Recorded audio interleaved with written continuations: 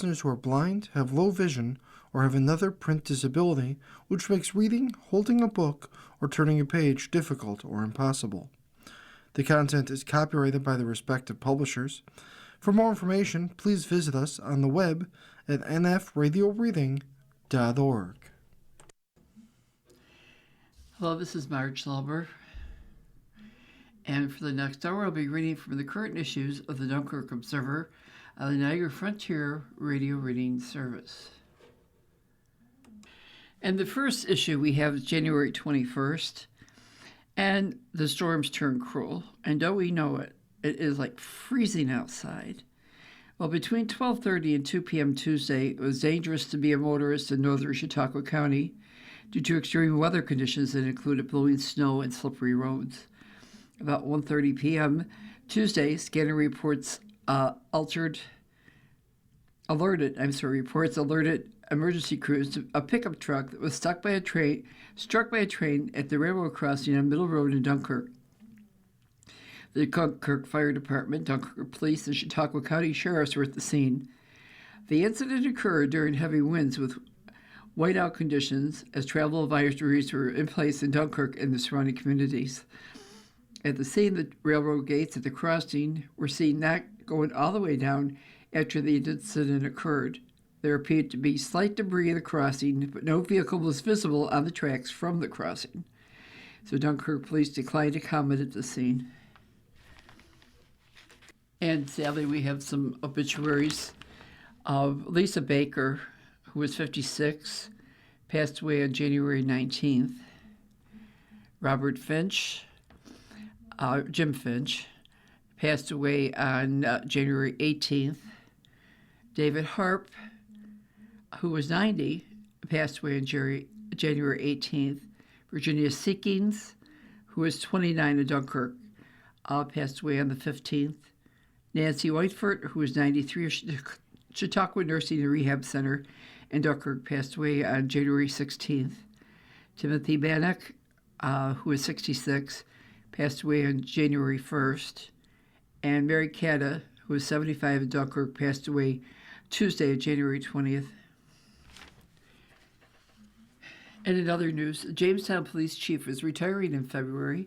So Jamestown Police Chief is retiring at the beginning of next month. In a news release issued Tuesday morning, the city announced the retirement of Police Chief and Director of Public Safety Timothy Jackson, who will conclude more than 25 years of dedicated service to the Jamestown Police Department on February 4th. Jackson began his career with the Jamestown Police Department on May 1st, 2000, when he was appointed to the position of patrolman. So over the course of his career, he advanced through the ranks, earning appointments as sergeant, lieutenant, and ultimately chief of police. And there's some local and regional news. Did you know the Family Dollars and disrepair in the parking lot? It's moon craters. They're going to get fixed. I guess they're going to keep it open. And then a Fredonia woman faces sex charges. So a Fredonia woman is facing charges after an alleged relationship with a minor. Melody Snyder Pratt, 21, was charged with the first-degree disseminating indecent material to a minor. According to officials in October 2025, the Chautauqua County Sheriff's Office Criminal Investigation Division was made aware of an alleged sex offense. Upon further investigation, it was found that Snyder Pratt allegedly engaged in a relationship with a 15-year-old victim for a period of time. Officials said Snyder Pratt also allegedly disseminated indecent material to the same victim and propositioned the victim to meet and engage in sexual acts. Wow. And the Jamestown Police Department, there was a Joshua M. Ross, 37, of Jamestown, was charged Tuesday with petty larceny. According to the police, at about 7:35, officers responded to Northside Business for a reported shoplifting incident. And then Elvia Salverston, 22, of Jamestown, was charged with disorderly conduct, resisting arrest, and obstructing government administration. According to the police, at about 10:13 a.m. Monday, officers responded to a Westside residence for a reported domestic dispute. While officers were on the scene, they observed Salverson outside the residence, yelling loudly as she allegedly interfered with the investigation. All right, and let's go back to the January 22nd. It was last Thursday's. So Smith is retiring from the Gowanda schools. Davis Smith has been a pillar of the Gowanda community for decades, and he served as Gowanda mayor for 7 years, as an administrator at Gowanda schools for more than 2 decades. So 2 years after resigning as mayor, this year will be his last as school principal. Smith is set to retire from Gowanda schools after 23 years as an administrator. And then we have another news article, distributing dollars. Most Chautauqua County schools aren't seeing an increase in foundation aid in Governor Kathy Hochul's budget, but they will receive more money from the state to offer universal pre-kindergarten to area families. Hochul's 26-27 budget announcement toted full funding of the state's foundation aid formula for area schools. Hochul's budget proposes a total of $39 billion in school aid, the most in state history. Chautauqua County schools will see an overall 1.96% increase in foundation aid in Hochul's budget, with state lawmakers potentially increasing that amount during upcoming budget negotiations from $257,981,731 in 26. Only 5 districts will see more than 1% increase in foundation aid. They'll be Dunkirk, Faulkner, Jamestown, Fredonia, and Westfield. The full proposed state aid runs can be found if you check with the government. Hochul said her proposal ensures each school district will receive an increase in foundation aid. And in other news, concerns are raised about health impacts from turbines and batteries in Mayville. For more than 30 minutes, members of the Chautauqua County Board of Health heard from residents regarding concerns they have with wind turbines and battery energy storage systems, specifically on how they can affect the community's health. Following the conversation, Board of Health members said they are going to look into the issues raised and possibly issue some guidance for local municipalities, which will make the final decision. So Karen Engstrom of Mayville, representing Chautauqua Energy Watch, she spoke first. She noted that in 2019, the County Board of Health urged municipalities to pass a wind law that restricts industrial wind turbines to a minimum of 1.5 miles from any property line and 35 or fewer decibels of sound frequency. None of that was ever done in the 3 wind farms that exist in the county, but in the future we are hoping you will advise the towns, she said. In Chautauqua County, there are 3 functioning wind farms.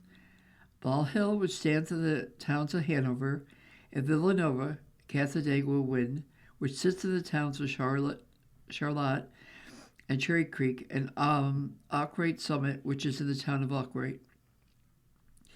Developer Bedrock Renewables is currently exploring the possibility of installing new wind farms in the towns of Elroy and Stockton, as well as Westfield and Ripley. So Jody Riggle of Sinclairville wrote a letter which was read out loud in the meeting, and she states that she has 3 500-foot wind turbines located approximately 2,500 feet from her home. And under certain wind, humidity, and icing conditions, the turbines are extremely loud and bothersome, she said, especially at night when you're trying to sleep.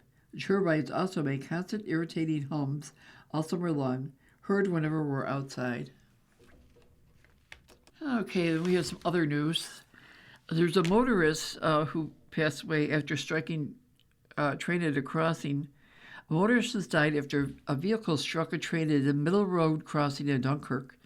About 1:30 p.m., the Dunkirk Police Department and Dunkirk Fire Department and All-Star Ambulance responded to a report of a pickup struck by a train at the middle road and the CSX railroad crossing.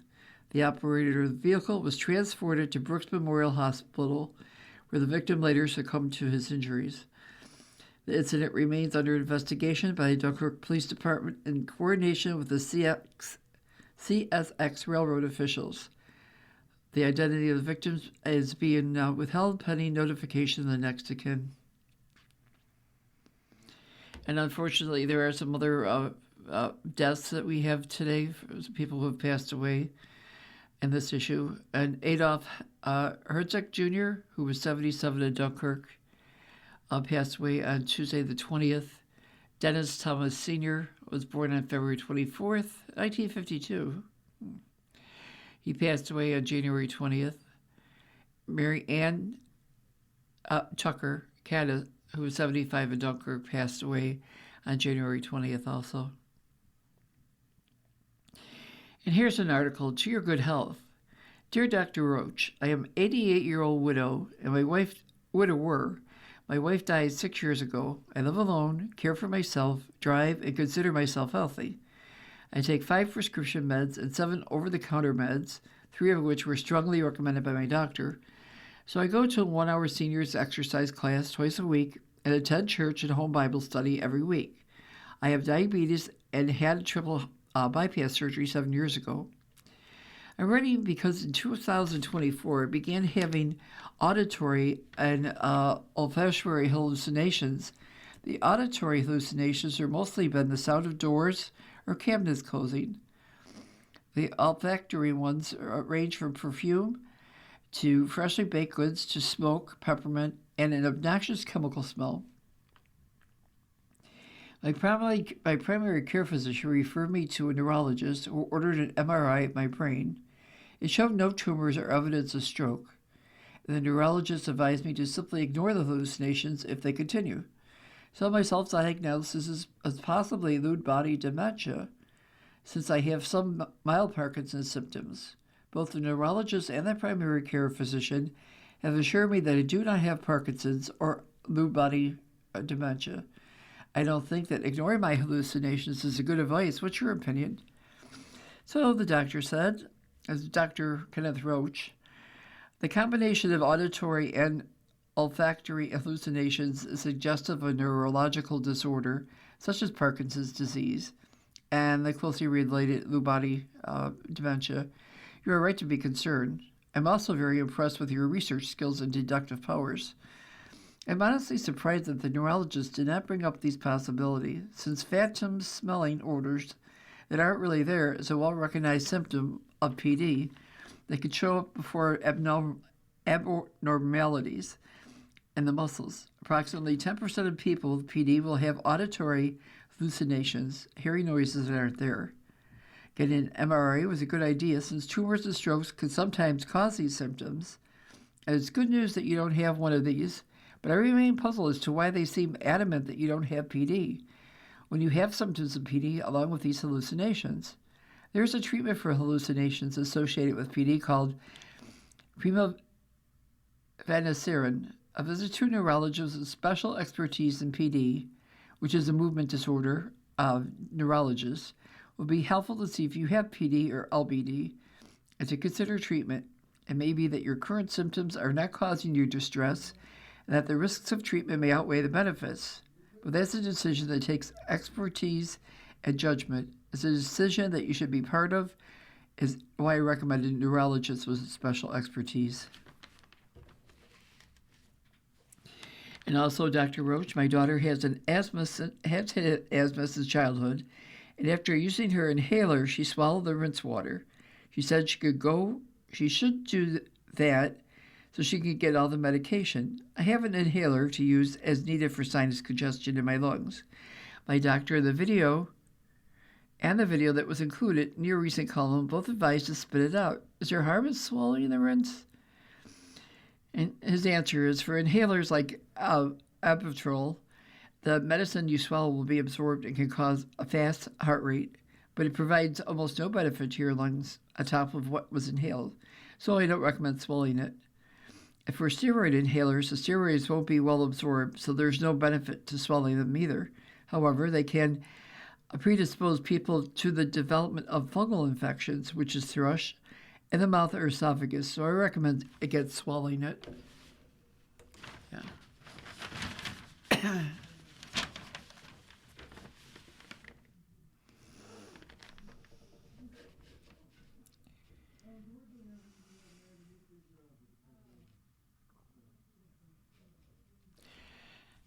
And here we go. Some Republicans in Nation News implicate Clintons in the Epstein probe. So House Representatives started a push Wednesday to hold former President Bill Clinton and former Secretary of State Hillary Clinton in contempt of Congress over the Jeffrey Epstein investigation, opening the prospect of the House using one of its most powerful punishments against a former president for the first time.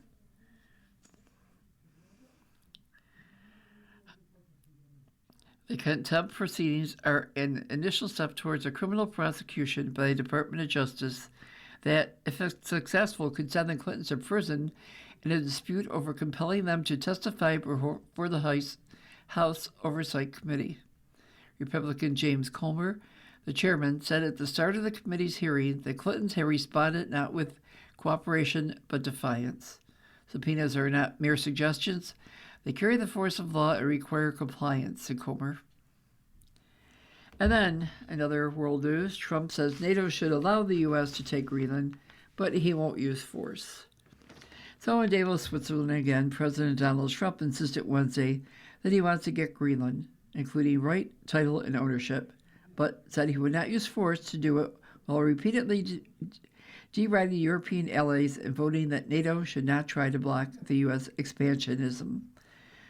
In an extraordinary speech at the World Economic Forum, the president said he was asking for territory that was cold and poorly located. He said the U.S. had effectively saved Europe during World War II and even declared of NATO. It's a very small ask compared to what we have given them for many, many decades. The implications of his remarks were nonetheless enormous, potentially rupturing an alliance that has held firm since the dawn of the Cold War and seemed almost among the globe's most unshakable pacts. So, NATO was founded by leading European nations, the U.S. and Canada, and other members have been steadfast in saying Greenland is not for sale and cannot be wrested from Denmark. That means the Davos meeting could be just the beginning of a larger standoff that may eventually reshape geopolitics worldwide. A Danish government official told the Associated Press after Trump's speech that Copenhagen is ready to discuss U.S. security concerns in the Arctic. But the official, who was not authorized to comment publicly and spoke on condition of an anonymity, underscored the government's position that red lines, namely Denmark's sovereignty, must be respected. Trump urged Denmark and the rest of NATO to stand aside, adding an ominous warning. We want a piece of ice for world protection, and that they won't give it, Trump said. You can say yes, or we will be very appreciative, or you can say no, and we will remember. Despite that, he also acknowledged, we probably won't get anything unless I decide to use excessive strength and force, where we would be frankly unstoppable. But I won't do that, okay? I don't have to use force, he said. I don't want to use force. I won't use force. Instead, he called for opening immediate negotiations for the U.S. to acquire Greenland. The enormous unsecured island is actually part of North America, Trump said. That's our territory. The president had spent weeks saying that U.S. will get control of Greenland no matter what it takes, arguing that Washington should be in charge there to counter threats in the surrounding Arctic Sea by Russia and China. As Davos' remarks articulated, what that push for control might entail more clearly than before, however.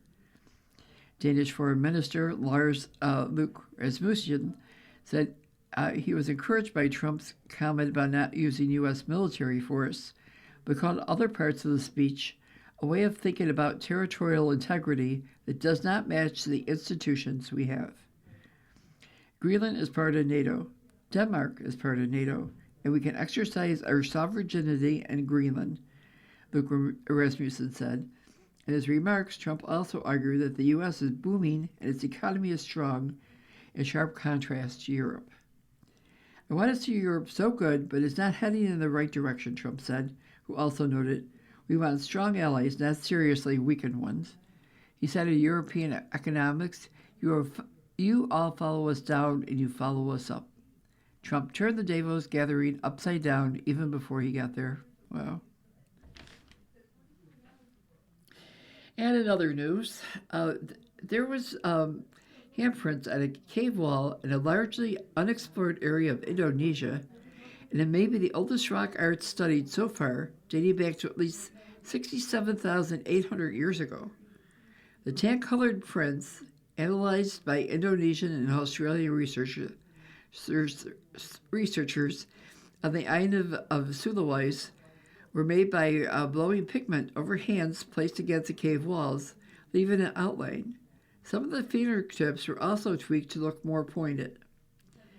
The prehistoric art form suggests the Indonesian island was home to a flourishing artistic culture. To figure out how old the paintings were, researchers dated mineral crusts that had formed on top of the art. Upon seeing the new study, independent paleontologist Geneva von Hetzinger said she let out a little squeal of joy. "It fits everything I've been thinking," she said. Indonesia is known to host some of the world's earliest cave drawings, and scientists have analyzed countless examples of ancient art across the globe, including similar marks on bones and stones that go back hundreds of thousands of years. Crosshatch markings on a piece of rock in South Africa have been dated to about 73,000 years ago. The new art from southwestern Sulawesi is the oldest to be found on cave walls. The stencils also represent a more complex tradition of rock art that could have been shared cultural practice. Scientists are eager to understand when early humans learned to make art, moving from dots and lines to more meaningful representations of themselves and the world around them. These cave drawings help keep up a timeline. And there's a picture here, and it's like hands, and then like you put your hand down and then you paint around it and leave your prints on and the stone. And there's about 4 or 5 of them. This is pretty interesting. Okay, and then some other news in this episode. ICE activity increases in Maine as anxiety grows in immigrant communities. Now you know what's going on in Minneapolis, and it's a shame. But the Trump administration is now targeting its mass deportation campaign on Maine, a state with relatively few residents in the United States illegally, but a notable presence of African refugees in its largest cities. The Department of Homeland Security named the operation Catch of the Day, an apparent play on the Maine seafood industry, just as it has done for other enforcement surgeries like a Metro Surge in Minnesota and Midway Blitz in Chicago. Reports of a surge in immigration arrests have struck fear in immigrant communities of Portland and Lewiston and prompted backlash from Governor Janet Mills and other Democrats, including a refusal to help ICE agents obscure the identity of their vehicles by issuing undercover license plates. Citizens have formed networks to alert neighborhoods to the presence of ICE agents and bring food to immigrants in their homes. Portland superintendent said the school district is developing an online learning plan for its students, more than half of whom aren't white. Many businesses have posted signs saying ICE agents aren't welcome. While we respect the law, we challenge the need for a parliamentary approach, Portland Mayor Mark Dion said at a news conference Wednesday, where he was joined by other local officials. This council doesn't stand apart from our immigrant communities. We stand with them. Portland and Lewiston have thousands of residents of African descent. Somali immigration accelerated in the early 2000s, leaving Maine with one of the nation's highest Somali populations.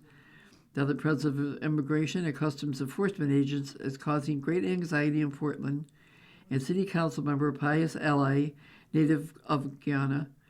Our schools have seen about a quarter of immigrants not showing up, Ally said, and many fear going to work as well. There are immigrants who live here who work in our hospitals, they work in our schools, they work in our hotels. They are part of the economic engine of our community. ICE agents don't need to spread trauma by smashing doors and windows, he said. The federal government has the ability to contact these people without releasing fear into other communities. Another Portland City councilor said the enforcement activity has prompted residents to avoid leaving their homes, even for basic needs, and spurred informal networks to track the presence of immigration agents. Okay, and to move on to our January 23rd Observer issue. The Fredonia schools, 31 school districts, including Fredonia Central Schools, have been designated in some level of fiscal stress under New York State Controller Thomas DiNapoli's financial fiscal stress monitoring system for the school fiscal year ending June 30th, and that's up from 22 districts in fiscal stress the prior year. In recent years, pandemic-related federal funding, as well as increases in state aid, have provided districts with significant financial support. With much of the relief funding having been spent, the number of school districts in fiscal stress have returned to pre-pandemic levels this year. As districts continue to adjust to these conditions, officials should make every effort to ensure budgets are structurally balanced to avoid fiscal problems going forward. Now they have a domestic violence registry that they want to propose. So 2 Republicans are backing different proposals to create a domestic violence registry in New York. Both bills have been introduced in recent days in the Senate and Assembly. Both would create registries using different means. It's uncertain whether either proposal will receive the needed Democratic Party support in either the Assembly or the Senate. Assemblyman Anil Bifan, who is Republican Hopewell Junction, introduced his legislation last week to establish an online registry for individuals convicted of a second offense. He proposes requiring local school clerks to send the necessary information to the State Division of Criminal Justice Services, which would be required to maintain the registry and post it online. A registration fee would pay for administration. Domestic violence is a serious and persistent public safety issue, with repeat offenders posing a heightened risk to victims and the broader community. Bepan wrote in his legislative justification, while New York State has taken important steps to strengthen protection for survivors, there remains a critical gap in accountability and transparency for individuals who repeatedly commit domestic violence offenses. This bill addresses the gap by creating a narrowly tailored, publicly accessible registry, focused exclusively on repeat offenders, not first-time convictions. By limiting the information displayed and excluding sensitive personal data, the bill carefully balances public safety with privacy concerns. And unfortunately, we have a few more deaths to discuss on this issue. There was a Terry Wolfenden Clinton who passed away on the January 19th. Lisa Margaret Baker, who was 56, she passed away on January 19th. Derek Devendorf, who was 55 of Fredonia, he passed away December 14th. And a Kirk Gugino, who was 62 of Fredonia, passed away on the 22nd of January.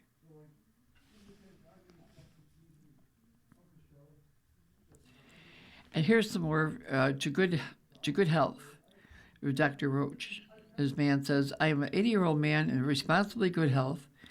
The only medications that I take are Eliquis for arterial fibrillation, omeprazole for gastroesophageal reflux disease, Terazone and finasteride for being prosthetic hyperplasia. I exercise, remain active and independent. My primary care provider told me in my last visit that now that I'm 80, I should seriously consider adding a do not resuscitate clause to my advanced medical directive. I was told that people over 80 have only about a 5% chance of recovering to the point where they can resume a meaningful, active lifestyle. Is the DNR clause a reasonable decision for me? I do not want to be bedridden in a nursing home or at home. So the doctor says, I agree with your primary care provider that it's worth having a health care directive so that your wishes are known. The decision to put on a DNR clause into your medical directive is a bit more nuisance than the bleak number he gave you, as the ability to return to a good quality of life depends on the cause of the cardiac arrest and the medical condition the person has. For people who have in-hospital cardiac arrest, In their 80s, only about 15% will survive to be discharged from the hospital. However, those who survive usually have a good quality of life, with about 90% having good cerebral performance, or at least being able to care for themselves.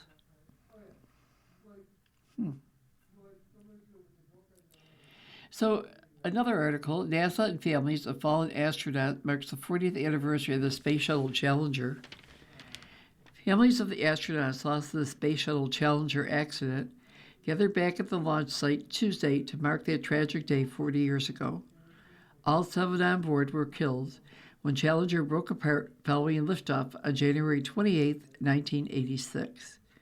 At the Kennedy Space Center Memorial Ceremony, Challenger pilot Michael Smith's daughter, Allison Smith Balk, said through tears that her life forever changed that frigid morning, as did many other lives. In that sense, she told the hundreds of mourners, we're all part of the story. Every day I miss Mike, added his widow, Jane Smith Hollicott. Every day is the same. The bitter cold weakened the O-ring seals in Challenger's right solid rocket booster, causing the shuttle to rupture 73 seconds after liftoff. A dysfunctional culture at NASA contributed to that disaster as 17 years later, Shuttle Columbia's Kennedy Space Center's Deputy Director Kevin Manning said those humble and painful lessons require constant vigilance. Now, more than ever, the rocket's soaring almost every day, and the next astronaut moonshot just weeks away. Challenger's crew included schoolteacher Krista McAuliffe, who was selected from more than 100 teachers representing every state. 2 of her fellow teacher and space contenders, both retired now, attended the memorial. We were so close together, said Bob Felix, a retired astronomy high school teacher from New Hampshire, McAuliffe's home state. Bob Forrester, a 6th grade math and science teacher from Indiana, who was among the 10 finalists, said he's grateful that space education blossomed after the accident, and it didn't just leave Challenger's final crew as martyrs. It was a hard reality, Forrester noted at the Space Mirror Memorial at Kennedy's Visitor Complex. 25 names are carved into the black mirror finish granite. The Challenger 7, the 7 who perished in the Columbia disaster on February 1, 2003. The 3 killed in the Apollo 1 fire on January 27, 1967, and all those in plane and other on-the-job accidents. Relatives of the fallen Columbia and Apollo crews also attended NASA's Day of Remembrance, held each year on the 4th Thursday of January. The space agency also held ceremonies at Virginia's Arlington National Cemetery and Houston Johnson Space Center.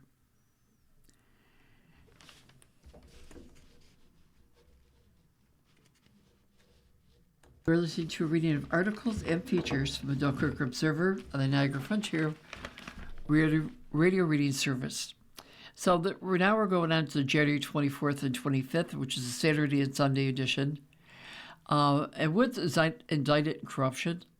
So man city voters put in charge of enormous amounts of Dunkirk's finances for more than 2 decades has been charged with the theft of more than $120,000. On Friday afternoon, State Controller Thomas P. DiNapoli and Chautauqua County District Attorney Jason Schmidt dropped the bombshell of the indictment and arrest of Mark Woods for public corruption, grand larceny, and falsifying city records. Woods served as an elected city treasurer, a post that was abolished by voters in the last election.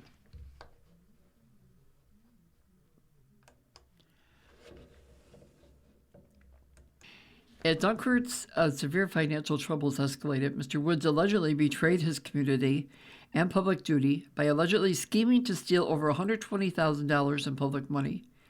He was sworn to safeguard. DiNapoli said any abuse of office by a public official is intolerable, but to steal public funds while resident taxes rise to cover financial shortfalls is particularly appalling. Thanks to my partnership with District Attorney Schmidt, he will now be held accountable for his reprehensible conduct. Woods' arrest comes more than 20 months after the city fell into a major fiscal crisis that led to New York State bailing out the municipality with more than $13.7 million in loans. In addition, Dunkirk City taxpayers were dealt an 84% property tax increase in 2025 due to the financial instability. The indictment unsealed early today is our second aimed at recovery monies, which we allege were stolen from the city by public officials entrusted with the hard-earned tax dollars of its residents, many of whom are retired blue-collar workers who supported our local factories and manufacturing plants through tough economic times, bought their first and only homes here, raised their families here, and retired here where they continue to live and support, Dunkirk Schmidt said. They are the backbone of our community. People on fixed incomes, barely scraping by, who ask nothing more of their elected and appointed officials than to completely and honestly do the jobs they were hired to do. And the senior housing project is making progress despite the weather in Silver Creek.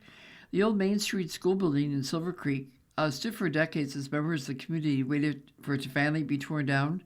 Well, once it finally fell, however, things moved very quickly.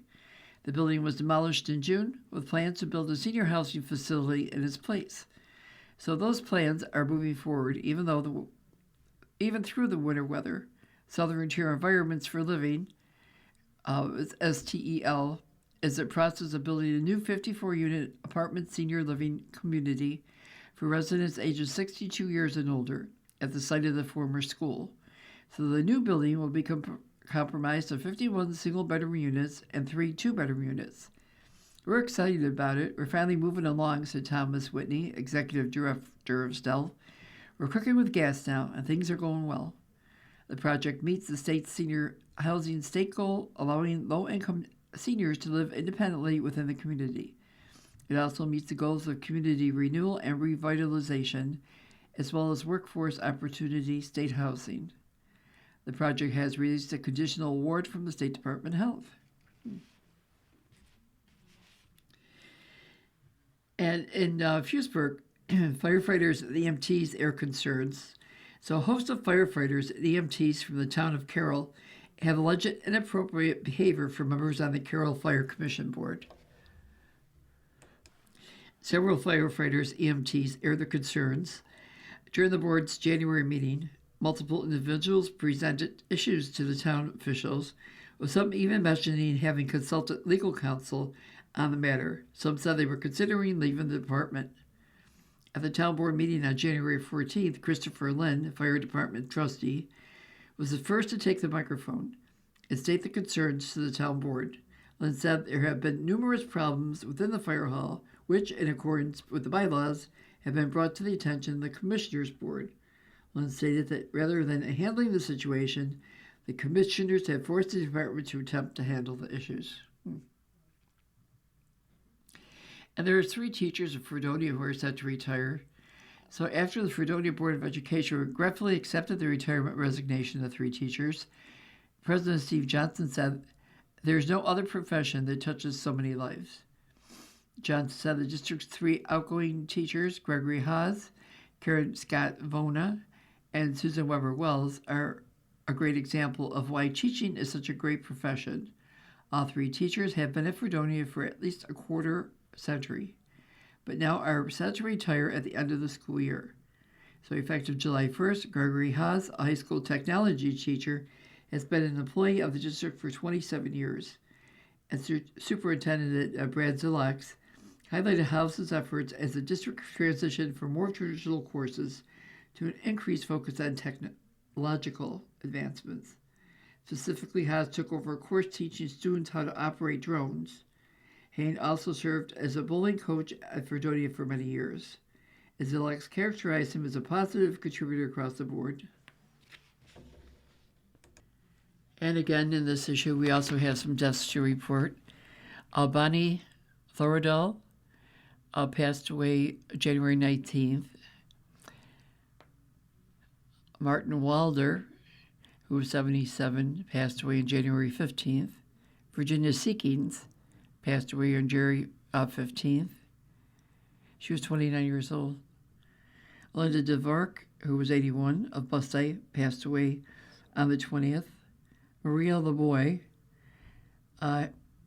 passed away on recently. It doesn't say what date. Shirley Skinner, who was 93, also passed away. She passed away on January 23rd. And in local and regional, the area police, Trevor Neer, 26 of Sherman, was charged January 20th with third-degree criminal mischief. So according to officials, about 2:29 p.m., deputies were dispatched to a past tense altercation at a residence in the village of Sherman.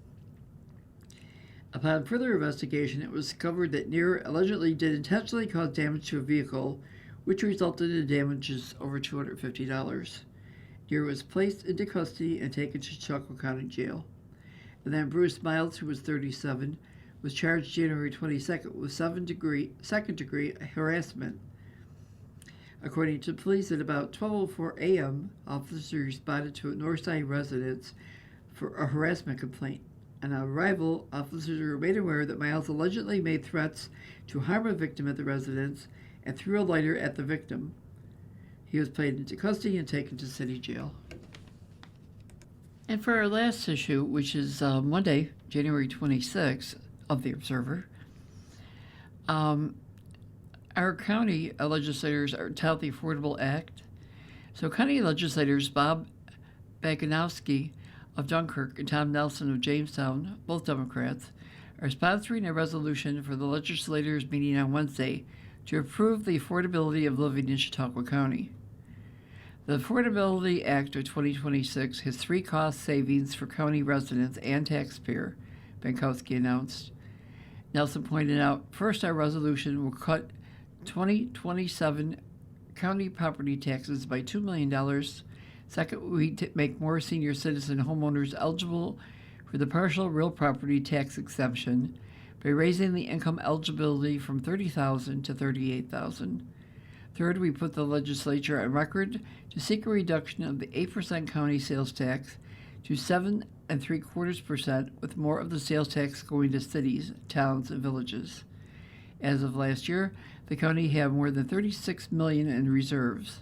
None of those funds were used last October to reduce the tax levy, which stands at more than $73 million after legislature Republicans approved their $310 million spending plan. Bukowski observed, the county has been routinely raising property taxes almost $2 million every year and projects doing so again for 2027. This must stop. With a $35 million fund balance, or slush fund, it is time to cut the 2027 county property tax, not raise it again. Our homeowners need and deserve this tax break. Nelson said the $30,000 income limit set by a majority in the legislature in 2024 is too low. With 4 new legislators in 2026, it is time to vote to raise the income limit to at least $38,000. For most of the year since the county sales tax began in 1968, the county made do with a 7% sales tax, and every 2 years the county must ask permission of the state to have a sales tax above 7%. As recently as 2011, the county made do with a sales tax of 7.5%. By reducing the county sales tax to 7.75%, we shall save Chautauqua County residents over $100 on the average purchase price of a new vehicle, and we will make Chautauqua County businesses more competitive with Pennsylvania. In other news, Borrello calls Hochul complacent in city mess. At least one area state official is taking aim at Governor Kathy Hochul after a former Dunkirk treasurer's arrest on Friday. In a statement to the Post-Journal and Observer, Senator George Borrello said a $13.7 million loan by New York State to the city of Dunkirk in June did lots more harm than good. The governor is now contemplating the corruption of the city of Dunkirk, said the Sunset Bay Republican. She purposely derailed our control board legislature in favor of saving the city with more debt. This time is now for the governor to stand up with us and support a control board so that the people of the city of Dunkirk can have faith restored in their government. Then there is also another issue. The road salt limits are proposed. Local governors would set new limits on the amount of road salt they can use each winter under legislation introduced recently in the state assembly, which I think is kind of crazy because some days, some days are worse than others and some winters are worse than others. So anyhow, Assemblyman William Manuel, Democrat from Syracuse, recently introduced a bill to limit the amount of road salt spread by the state and municipalities to a rate of no more than 300 pounds per lane mile on average during each snow and ice management season. For parking lots and sidewalks, the limit will be set at 4.7 pounds per 1,000 square feet. And Andrelli also proposed all salt spreading equipment be metered and calibrated with the State Transportation Department required to provide annual data on its website regarding road salt use. I was out today, and early this morning the roads were a little bit dicey. And thank God for the road salt, because if we didn't have it, there would be a lot more accidents. Anyway, next, the town of Dunkirk residents answer a call for support. So if you need something, it never hurts to ask. Maybe you'll end up with exactly what you're looking for. So in the town of Dunkirk, that is exactly what happened with several vacant seats in town. We asked and we were heard, said Supervisor Sherry Miller, after making it known that the town of Dunkirk was searching for members of the community who were willing to step up and serve the town. Several qualified applicants expressed interest in a variety of roles. Following discussions in the executive session of the most recent meeting of the town board, a series of appointments were approved. So Scott Pagnano has been appointed to a seat on the town board. He will serve out the year before the seat is listed on the ballot in November. Pagnano takes over the role after serving as chairman of the Zoning Board of Appeals. Pagnano was selected from a group of applicants who sought a spot on the town board. Supervisor Miller and Councilman Bob Price were also planning board members prior to being initially appointed to the town board.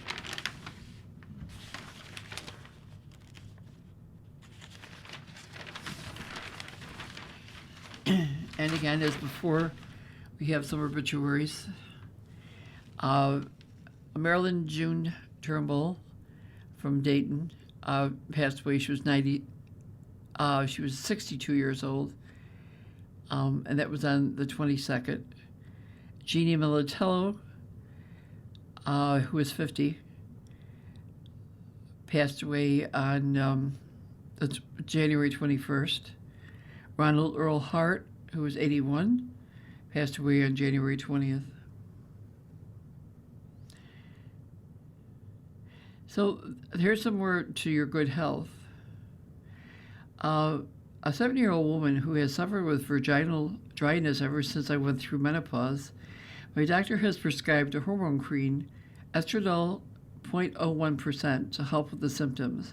The side effects and warnings are worrisome, even though my doctor assures me that it's safe to use. I value your opinion and would appreciate your thoughts.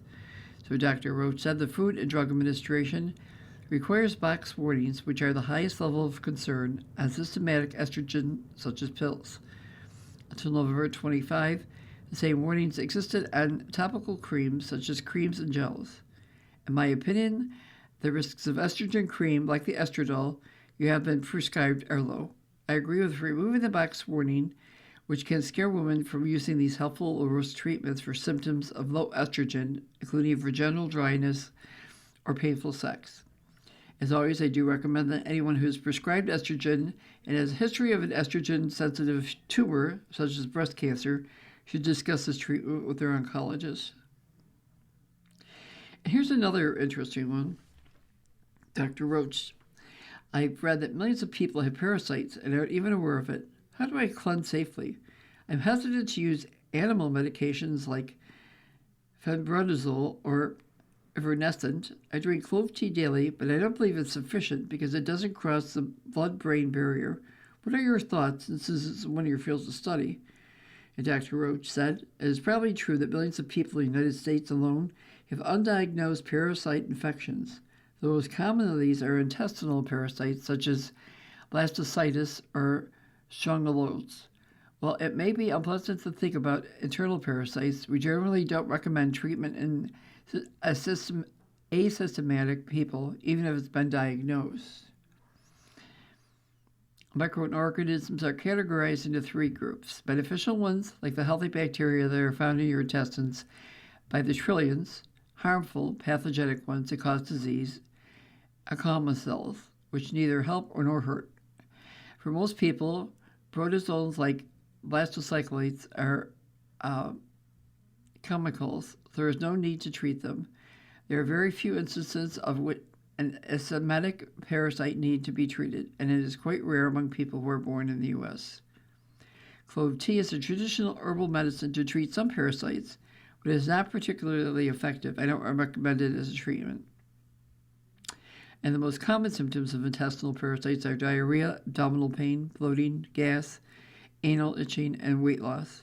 Parasites are not a common cause of these in the United States, but persistent symptoms derive a thorough evaluation, not home remedies, and certainly not powerful anti-parasitic medicine unless it's been prescribed after a firm diagnosis. And we have some stuff going on in our community notebook this week. Love Remembered event is February 7th. Villanova Burial Association will be holding its 9th annual Love Remembered bake sale in the entryway of the South Daytona Supermarket on Saturday, February 7th, starting at 9 a.m. There'll be dozens of homemade goodies, including pies, breads, cookies, candy, cupcakes, and cakes. There will also be a donation box. The fundraiser theme, Love Remembered, is a symbol of remembering those held close in our hearts during this holiday celebration of love. Proceeds will help defray the maintenance and operating costs of the Villanova Cemetery. And then the library is holding an annual meeting today. That was on the 26th, so that was on Monday. A little bit late for that one. So, in the local and the region, spending practices in the city of Dunkirk need to get better. That's no secret to anyone after the past year. More information about the past year's finances are shared earlier this week. Ellen Lukowiak, Chief Financial Officer, provided details regarding the city of Dunkirk's finances at a recent Finance Committee meeting. Lukowiak stated that as of December 31st, the city's expenses exceeded its revenue. All in all, we just have to get better in our planning, she said. The deficit in 2025 was caused in part by the city's police and fire departments. Regarding the Dunkirk Fire Department, the purchase of 2 pumpers were not budgeted for ahead of time. Regarding the city of Dunkirk Police, the city owed a large payment for compensation time accumulation. The city has adopted a new system to better track the time of the departments, Koyak said, so that this will never happen again. Both departments also had several retirements with sizable payouts along with the hiring of replacements. Actions with city vehicles also led to sizable insurance rate increases. She said that the city is still in the process of collecting revenue from 2025, while some 2025 expenses are yet to be finalized. The Office of the State Controller has given the city an extension to provide documentation regarding the city's 2025 reports. We're going to be very cash crunched between now and April, Koyak said, noting tax collection in the spring. We have to be very, very careful with what we're spending.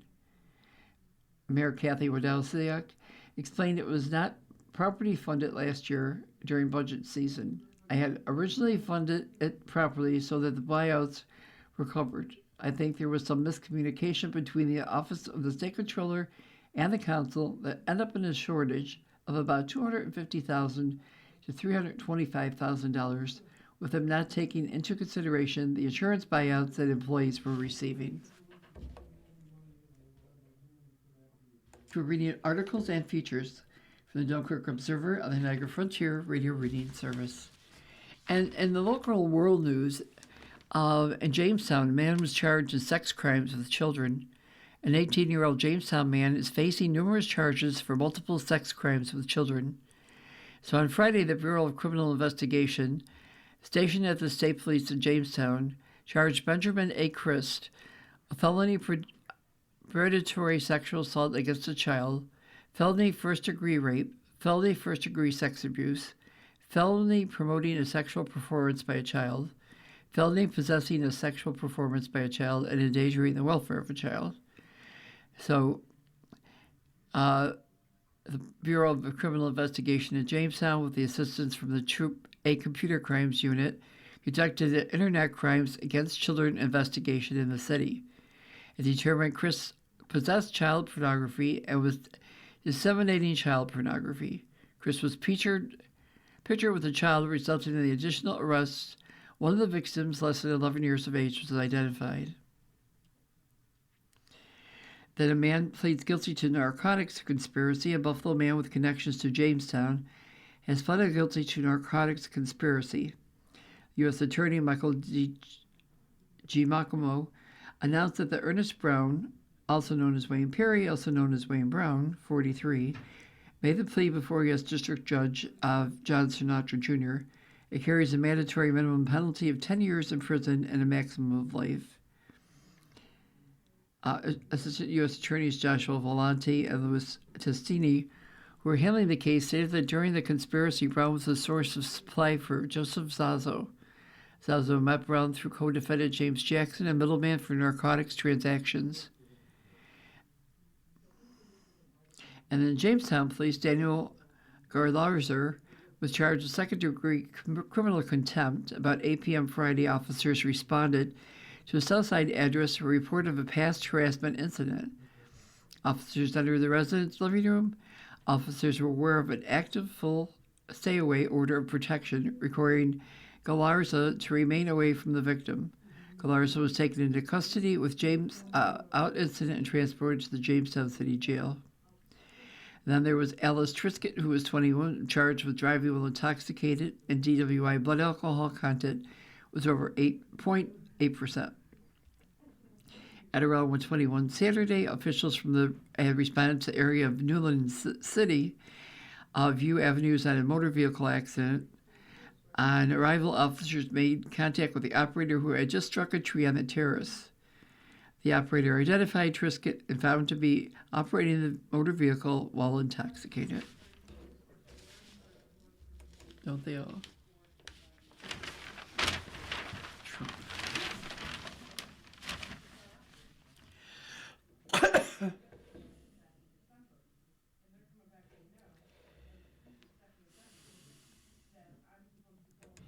Here's some tidbits. Today in history, today's Monday, January 26th.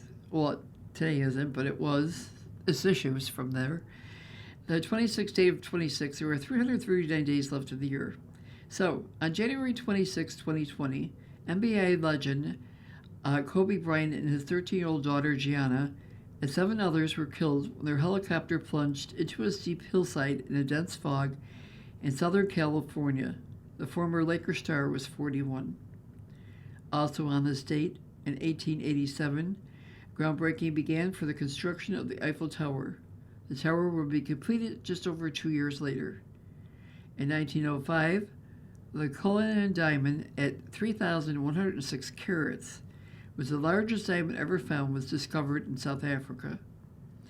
In 1950, President Woodrow Wilson signed the act establishing Rocky Mountain National Park.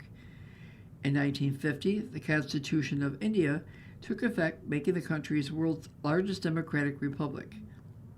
In 1993, Václav Havel was elected president of the newly formed Czech Republic. In 1998, President Bill Clinton forcibly denied having an affair with a former White House intern, telling reporters, "I didn't have sexual relations with that woman, Ms. Lewinsky." In 2023, Israeli forces killed at least 9 Palestinians and wounded several others in a large-scale raid on the Jenin refugee camp in the occupied West Bank, the deadliest single operation in the territory in 2 decades. And not last but not least, in Westfield, they're having a soup supper fundraiser. It's for the Centaur Stride Therapeutic Riding Center. They're having the Soup Supper fundraiser scheduled for Saturday, February 7th from 5 to 7 p.m. at the Westfield United Methodist Church, 101 East Main Street. Guests are invited to enjoy a hearty homemade meal for $15 donation, which includes a choice of soup, a fresh roll, dessert, and a beverage. Dinner options are available for eat-in or takeout. The following program is intended for listeners who are blind, have low vision, or have another print disability.